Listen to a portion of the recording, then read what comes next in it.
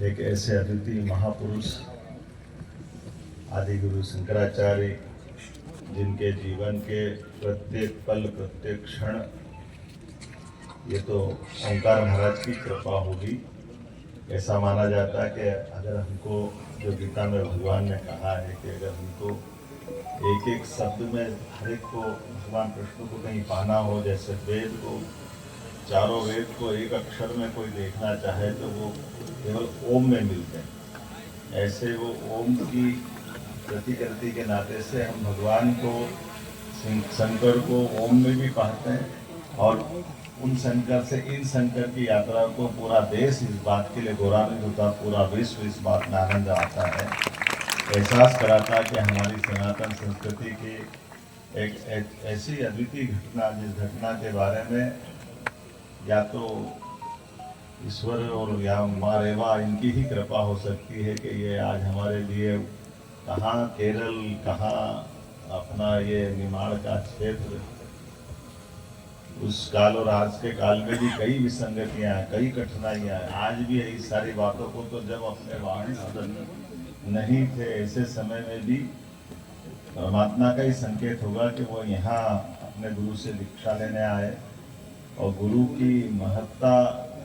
अपने शिष्य की सफलता के साथ चलती है और शिष्य से जैसे पिता से पुत्र और पुत्र से पिता की पहचान बनती है,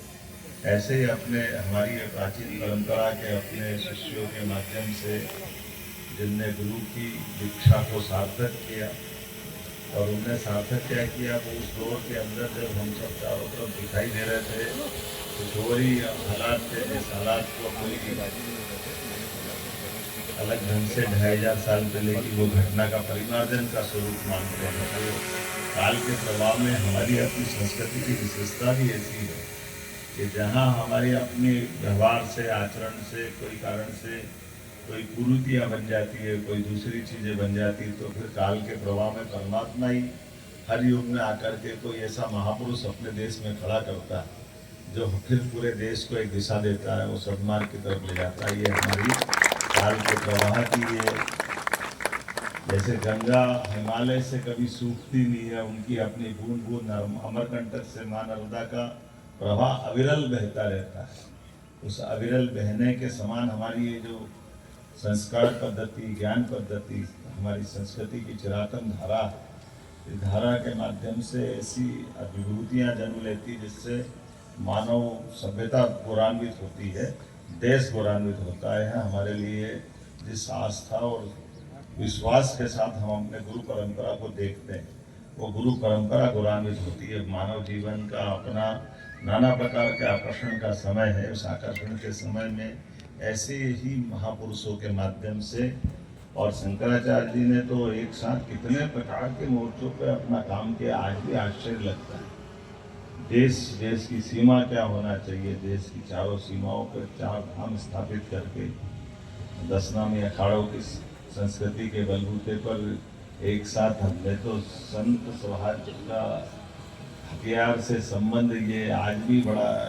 कई मामलों में कई प्रकार से लोगों को समझ में आता, किसी को नहीं आता, लेकिन संस्कृति के लिए समाज का नेतृत्व करते हुए संत समाज भी अपने सनातन संस्कृति को बचाने के लिए किसी स्तर तक जा सकता है, न केवल अध्ययन में, अध्यापन में, ज्ञान में, बल्कि मौका पड़े तो इस तरह से अपना दंडीधारी हम सब मान सकते हैं कि ये परमात्मा की कृपा है। और ये मेरा भी सौभाग्य है, मेरा जन्म बाबा महाकाल की नगरी से हुआ और ये बाबा महाकाल और ओंकारेश्वर कोई अलग नहीं, अद्वितीय घटना है। हमारा सिंहस्थ जब होता है तो माँ नर्मदा के आशीर्वाद से ही होता है। तो जब नर्मदा उज्जैन आकर आशीर्वाद दे रही है हमारे कुंभ मेले का, सिंहस्थ का, तो उनका ऋण तो है ही है हम पे, तो यहाँ का धाम क्यों अच्छा नहीं होना चाहिए, ये धाम भी उससे अच्छा होना चाहिए, इसमें कोई शंका नहीं। और जैसे मैंने कहा कि हम हर एक का एक समय नियत, वो नियति की विशेषता ही है कि इस चराचर जगत में जो भी है वो सब गतिमान है। हर एक की अपनी समय की गति के साथ, हर एक का जन्म हुआ, हर एक का जन्म के बाद उसका निश्चित समय पे उसका ये जो भी स्वरूप है वो स्वरूप छूटेगा, नष्ट होगा। इसको समझने वाले समझते हैं। हमारे यहाँ तो ये प्रवास परंपरा की इसीलिए पद्धति भी है, और इसीलिए हम अगर देखें तो कोई कहे कि मैं ग्रहों को नहीं मानता हूँ, तो उससे कहें कि ये तुम्हारी घड़ी निकाल के फेंक दो, क्योंकि घड़ी क्या है, दो ग्रहों का चक्कर तो है ही है। सूर्य का चक्कर पृथ्वी लगा रही है, तो दोनों की गिनती कर लो। केवल पृथ्वी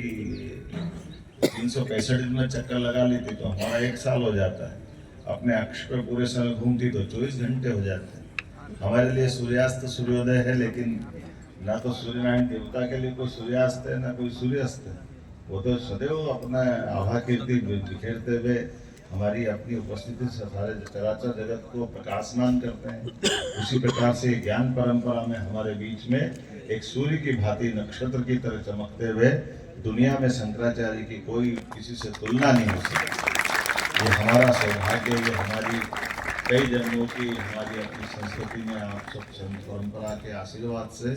भगवान ने जीते भी आशीर्वाद दिया है। तो आज के इस अवसर पर मुझे जो कल्पना बताई गई है यहाँ से लेके वहाँ तक, अभी तो जब शंकराचार्य आ गया तो फिर क्या कष्ट, उसके बाद तो सब समाधान ही समाधान। उनका आना ही अपने आप में पर्याप्त। और इसलिए ये जो संकल्प की यहाँ मन का भाव था, मनोभाव था कि यहाँ करके हमारे शंकराचार्य जी का जब प्रादुर्भाव हुआ, एक तरह से उस इतिहास को जीवन आज के युग के हिसाब से करना। वाकई में आज के युग में हम सब देख रहे हैं कि दुनिया में जिस प्रकार का ये तीसरे महायुद्ध का दौर आया है, और महायुद्ध के दौर में भी अब